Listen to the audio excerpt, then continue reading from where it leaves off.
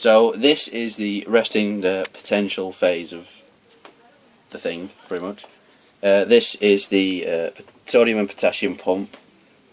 As you can see, 3 potassium ions go outside of the axon, and 2.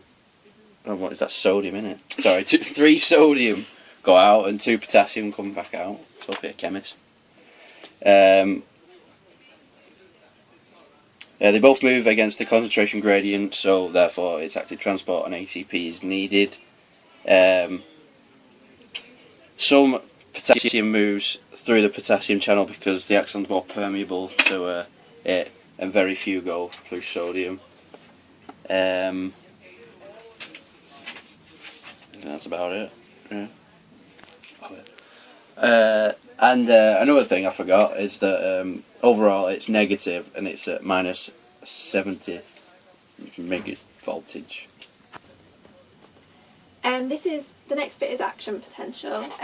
This is a change in the distribution of Na plus and K plus ions for about 2 milliseconds, causing the nerve impulse. The stimulus causes a change in the distribution of the ions and causes depolarization in the axon. The axon becomes more positive inside compared to the outside due to the change in the membrane's permeability to the ions. If the stimulus is strong enough, depolarization will reach the threshold which allows the process to happen. If the threshold isn't reached, then the process doesn't happen, so it's an all or nothing response. The action potentials are always the same, with a peak at about plus 40 millivolts. Action.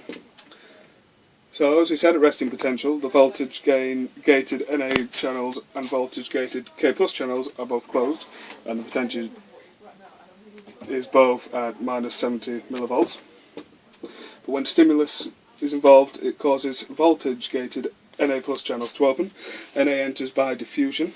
This is called depolarization. If it goes over the threshold of minus 50 millivolts, lots of voltage gate Na plus channels open rapidly, influx of Na by diffusion into the axon, which causes even faster depolarization.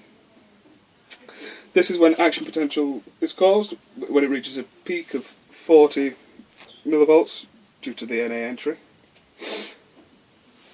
That's pretty much it for that. And then at this point, when the peak of plus 40 millivolts has been reached due to the Na plus entry, the voltage Na plus channels close, and the voltage gated K plus channels open, causing K plus to leave the axon rapidly by diffusion, which is called repolarization.